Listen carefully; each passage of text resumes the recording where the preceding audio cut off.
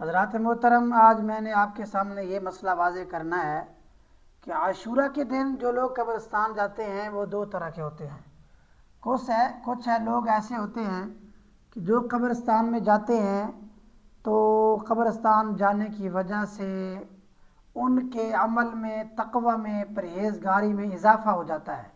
نیکیاں لے کر آتے ہیں، یہ سمجھیں۔ جب گھر لوٹتے ہیں تو نیکیاں لے کر لوٹتے ہیں، کیونکہ وہ وہاں جاتے ہیں تو قرآن کریم کی تلاوت کرتے ہیں، قبروں کے معاملے میں جو قبروں کے حقوق ہیں ان کا مکمل صحیح طور پر جو ہے وہ صحیح طریقے سے ان کا خیال رکھتے ہیں، اور قرآن کریم کی تلاوت کرتے ہیں، ایصال ثواب کرتے ہیں۔ یعنی مقصد یہ ہے کوئی بھی ایسا کام نہیں کرتے جو شریعت مطہرہ کے خلاف ہو، ہر ایسا کام کرتے ہیں جو ان کے لیے بہتری کا سبب ہوتا ہے۔ یعنی وہاں جا کر عبرت حاصل کرتے ہیں، اپنے آپ کو یہ سوچتے ہیں، غور و فکر میں لاتے ہیں کہ یہ جو لوگ ادھر سوئے ہوئے ہیں یہ بھی پہلے دنیا میں چلتے پھرتے تھے ہم جیسے، یہ ادھر آ گئے ہیں، ہم نے بھی چند دنوں کے بعد یہاں آنا ہے۔ تو اس طرح کی غور و فکر پیدا کر کے اپنے آپ پر مکمل طور پر نیکیوں کی طرف مائل ہونے کی کوشش کرتے ہیں، آخرت کی فکر، آخرت کی یاد، یعنی یہ چیزیں گھر جب لوٹتے ہیں تو ان کے ذہن میں یہ سب چیزیں موجود ہوتی ہیں، یہ سمجھے کہ یہ بہتری کے لائق ہے، یعنی ایسا کام انہوں نے کیا ہے۔ بہرحال کچھ لوگ ایسے ہوتے ہیں کہ جو وہاں قبرستان جاتے ہیں، وہاں تو جب جاتے ہیں تو ان کا معاملہ کچھ صحیح ہوتا ہے، وہاں جب جاتے ہیں، جب واپس لوٹتے ہیں تو گناہ لے کر واپس لوٹتے ہیں۔ اس کی وجہ کیا ہوتی ہے؟ اس کی وجہ یہ ہوتی ہے کہ وہ جب قبرستان جاتے ہیں تو قبرستان کے جو حقوق ہیں ان کا خیال نہیں رکھتے، جو آداب ہیں ان کا آداب کا لحاظ نہیں رکھتے۔ تو ابھی میں آپ کو چند ایک باتیں بتاتا ہوں کہ جب قبرستان کوئی شخص جاتا ہے تو ان کو اس طرح نہیں کرنا چاہیے۔ وہ کام یہ ہے کہ قبرستان میں قبر کے اوپر نہیں بیٹھنا،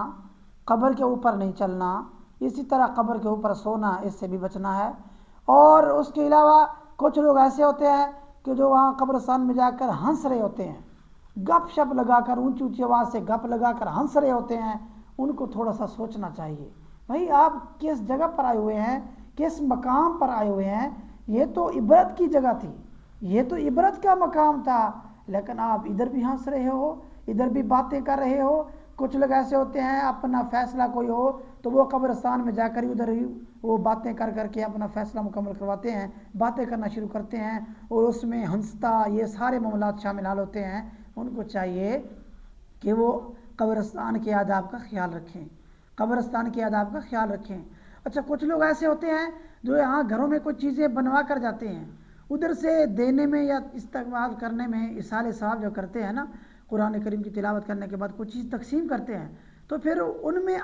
کا جو ہے قبرستان کے آداب کا خیال نہیں رکھتے، قبروں کے آداب کا خیال نہیں رکھتے، بچوں کو بلا رہے ہوتے ہیں اونچی اونچی آوازوں سے، جس کی وجہ سے بچے جو ہیں قبروں کے اوپر سے ہوتے ہوئے دوڑتے ہوئے آتے ہیں، اور وہ جو تقسیم چیزیں کر رہے ہوتے ہیں جس کی وجہ سے قبر کے آداب میں جو ہے درست معاملہ نہیں ہوتا، قبر کے آداب کا خیال نہیں رکھا جاتا۔ تو اس لیے ایسا کرنا چاہیے کہ جب بھی آپ قبرستان میں جائیں تو مکمل طور پر آپ آداب کا خیال رکھیں، اور جتنے بھی معاملات ہوتے ہیں ان میں آپ درستی کے ساتھ استعمال کریں۔ کوئی کی چیز کھانی پینی ہے تو جتنا تک ہو سکے بہتر یہی ہے کہ آپ قبرستان سے باہر ہی کھا پی لیں، کچھ چیز استعمال آپ نے بانٹنی ہے، تقسیم کرنی ہے، وہ بھی قبرستان سے باہر ہی کر لیں۔ یہ چند ایک باتیں تھیں جو میں نے کی ہیں، دعا ہے کہ خالق کی کائنات عمل کرنے کی توفیق عطا فرمائے، آمین یا رب العالمین۔